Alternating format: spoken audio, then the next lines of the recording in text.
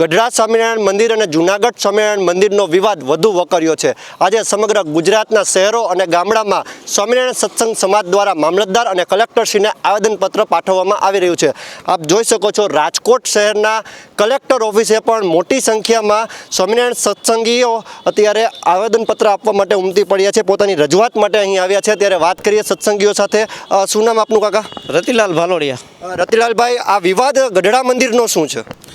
ગઢડા મંદિરનો વિવાદ એવું છે કે આ મંદિરોમાં ઘણા વર્ષોથી એક સ્કીમો હાલે છે અને સ્કીમ મુજબ વહીવટ કરવાનો હોય છે। ભાવનગર ડિસ્ટ્રિક્ટ કોર્ટે ઘડેલી સ્કીમ છે એ મુજબ મંદિરોનો વહીવટ કરવાનો હોય છે। તે મુજબ 6/12/2020ના રોજ મિટિંગ મળેલી અને એ મિટિંગની અંદર ચેરમેનની અવિશ્વાસને હિસાબે એને ટ્રાન્સફર થઈને બીજા ચેરમેનની માળા, પરંતુ રાતના જ 8 વાગે એક સાંઠગાંઠ કરીને અને પોલીસ અધિકારી શ્રી નકુમ, ડીવાયએસપી શ્રી નકુમ સાહેબ તેમજ અન્ય પોલીસ સ્ટાફ આવી અને આ ચૂંટાયેલા ચેરમેનશ્રીને ઝાપટ મારી, ગાળો દઈ, કાટલો પકડી અને એને બહાર મોકલા અને અસભ્ય વર્તન કરી અને આપણા તંત્રને લજાવ્યું। ગુજરાત રાજ્યમાં જે એક શાક છે કે યુપી બિહાર નથી, આપણે ગુજરાતી છીએ, એવી છાપને અહીંયા ભૂસવા માટેનો પ્રયત્ન કર્યો એવું દેખાય છે। ખાસ ડીવાયએસપી નકુમ દ્વારા આ પ્રકારનું કૃત્ય શા માટે કરવામાં આવ્યું? એમના મળતિયાઓ ભાનુપ્રકાશ સ્વામી કે જેને સંપ્રદાયમાંથી વિમુખ કરેલા છે એ અને નવતમ પ્રકાશ સ્વામી વડતાલ, એમણે એની સાંઠગાંઠ કરી અને એક સારંગપુરના વિવેક સ્વામી કરીને છે, એ બધું વિડીયો ક્લિપની અંદર બહુ સ્પષ્ટ દેખાય છે। આ તો આટલું ચોક્કસ પેલી પુરાવા સાથે જ છે, છતાં પણ હજી સરકાર શું કામ જાગૃત નથી થતી? આ લોકશાહીને વરેલી સરકાર, આપણા વિજયભાઈ રૂપાણી પણ આ બાબતમાં માનવાવાળા છે, છતાં પણ એને સુધી મેસેજ હજી શું કામ નથી પહોંચ્યો એ ખબર નથી પડતી। ગઢડા મંદિર અવારનવાર વિવાદમાં આવતું હોય છે, તો આ વિવાદનું એક અંત આવવો જરૂરી નથી, કારણ કે શા માટે ગઢડા મંદિર જ ટાર્ગેટ કરવામાં આવે છે?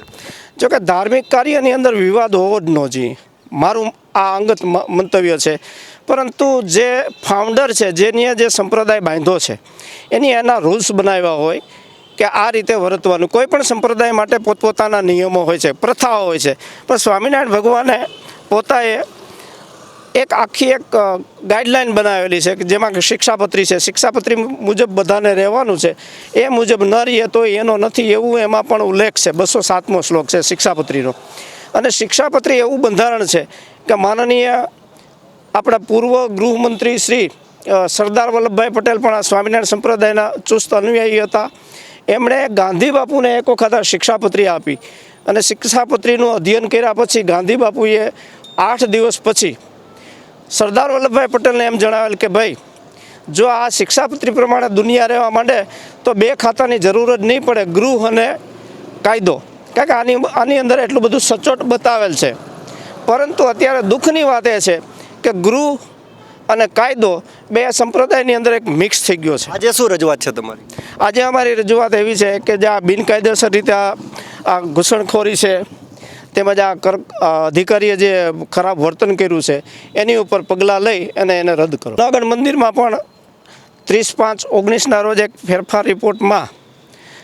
ફેરફાર રિપોર્ટમાં ચેરિટી કમિશનરે એમ કીધું કે ભાઈ આ નામ હું ચડાવતો નથી અને 60 દિવસની મુદત અપીલ માટેની આપેલી હતી, પણ ફક્ત 15 મિનિટની અંદર લોકડાઉન જે આંતર જિલ્લા મનાય હોવા છતાં 130 જેટલા બહારથી સંતો, પાર્ષદો, એના મળતિયા માણસો અને પોલીસ ખાતું, બહુ વિચારવાની વાત છે કે 15 મિનિટની અંદર કોર્ટની અંદરથી હુકમ નીકળ્યા પછી 15 મિનિટની અંદર એટલું જડબેસલાક ડીવાયએસપી, પ્રાંત અધિકારી, પોલીસ સ્ટાફ બધા એકી સાથે હુમલો કરી અને અમે ફક્ત ત્યારે 3 જ વ્યક્તિઓ હતા, દાદાગીરી કરી, ધક્કામુક્કી મારી અને અમને અહીંયાથી ખસેડ્યા।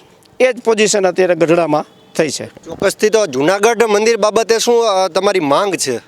અમારી માંગ, અમે ગુજરાત હાઈકોર્ટની અંદર અમે અરજી કરેલી અને ગુજરાત હાઈકોર્ટે એમાં 2 હુકમ કરેલા કે ભાઈ તમે પોલીસ અધિકારી ડીએસપીને આદેશ કર્યો કે ભાઈ આ લોકો જે ફરિયાદ કરે છે એની યોગ્ય તપાસ કરી એના ઉપર એક્શન લ્યો. અને બીજો એના ઓર્ડર કર્યો કે assistant charity commissioner joint charity commissioner રાજકોટમાં જે હાલતી અપીલો એને તાત્કાલિક નિર્ણય આપો.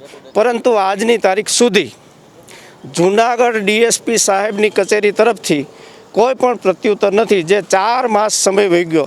સુપ્રીમ કોર્ટની ગાઈડલાઈન એવી છે કે અઠવાડિયાની અંદર આની અંદર તમારે નિર્ણય લેવાનો હોય છે.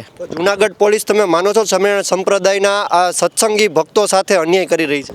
ભક્તો સાથે અન્યાય કરી રહી છે એવું તો સ્પષ્ટ દેખાય છે. ચોક્કસથી આપ જોઈ શકો છો સમગ્ર ગુજરાતભરમાં સ્વામિનારાયણ સત્સંગ સમાજ દ્વારા આજે જૂનાગઢ સ્વામિનારાયણ મંદિર તેમજ ગઢડા સ્વામિનારાયણ મંદિરમાં જે બનેલી ઘટનાઓ છે તેમાં ન્યાય માટે તમામ કલેક્ટર કક્ષાએ તેમજ મામલતદાર કક્ષાએ રજૂઆત કરવામાં આવી રહી છે. ત્યારે જોવું એ રહ્યું કે સમગ્ર સ્વામિનારાયણ સત્સંગ સમાજને ન્યાય ક્યારે મળશે. કેમેરા પર્સન જુનેદ જાભાઈ સાથે ઋષિ દવે, અબતક ચેનલ, રાજકોટ.